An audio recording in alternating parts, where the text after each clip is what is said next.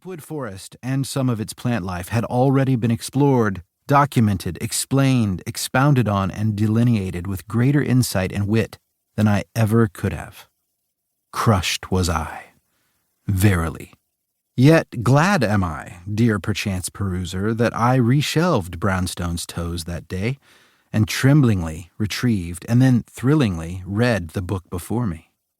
Because, though verily crushed that Groverly had already found what I sought in my seeking, my spirit was soon lifted into the upper ether of giddy joy when I realized I could enjoy, most giddily, Glipwood's many plantish and geographical intricacies from a comfy chair in a cozy bookshop without losing a single digit to a toe nibbler.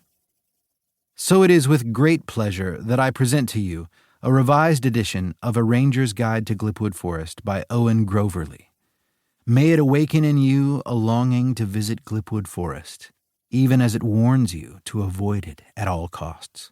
May you note with rapturous glee the mystery of the Glipwood oak's thrivance that Groverly so casually mentions in his account of the forest south of the Blapp. May you experience Groverly's guidance from the comfort of your snug perch on a rainy winter's day. May you wiggle all 10 of your toes with gratitude to the Maker that they are unnibbled, your flesh ungobbled, and your mind unboggled as you read of the glorious second epic of Scree, when rangers bravely faced the beasts of Glipwood Forest. Alistair B. Pembroke, Esquire, Yearner, Peruser, Sketcher, Greengrocer. Introduction. When I turned 14, Pa sat me down on a stump outside the barn and handed me a sword. That was the day I set out to range the wilds of Glipwood Forest, mapping its length, width, breadth, and depth. Yes, depth. For the forest seemed designed to kill anyone who wandered its bowels. My father and mother lived in Irwale on the shores of Lake Jamanda. Irwale at the time was a hamlet trying to be a village. Now, of course, it's a village trying to be a town, one big enough to support a livery, 2 cafes, a tavern, and a bookshop. My father was a farmer, as was his father before him. I spent my days tending horses, harvesting berries, and sacking thwaps until late afternoon when Pa let me ramble the prairies as I wanted. He knew I had the tug for farther hills, and I knew even as a young lad that it pained him to make me work the land. It wasn't that I didn't like the work. It was fine for what it was. The horses, Bull and Yui, were obedient and easy enough to drive when they were on the plow. Berry harvesting was easy too, because my pa never begrudged me the occasional munch while I gathered. I know because when I came in from the patch with purple cheeks to go with my full baskets, he always winked at Ma and praised my labors. My sisters, Sharon and Shauna, were model children, but my mind was elsewhere.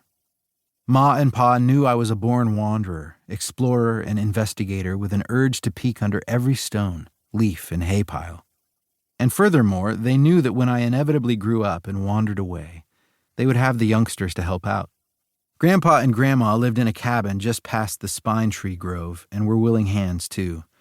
It was they who taught me the wonders of plant life, concocting salves from weed roots, sweeteners from twig bark, and munchables from 3-lip petals.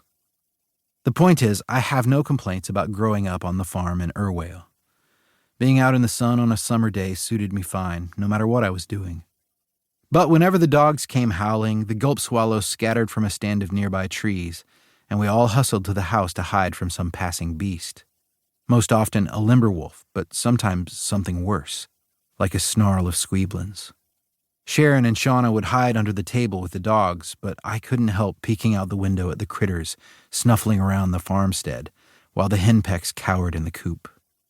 Both Ma and Pa saw the gleam in my eye, my hunger for danger, and my yearning for knowledge.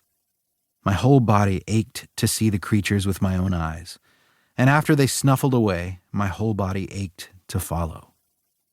The farm was safe, more or less. The plains were not. Just beyond the fences, out on the rise of the nearest hill, menacing shapes would creep past at dusk, and I wanted to saddle Bull and give chase. It wasn't that I didn't care about the farm. I just cared so much more about what lay beyond it. Where had those limber wolves come from?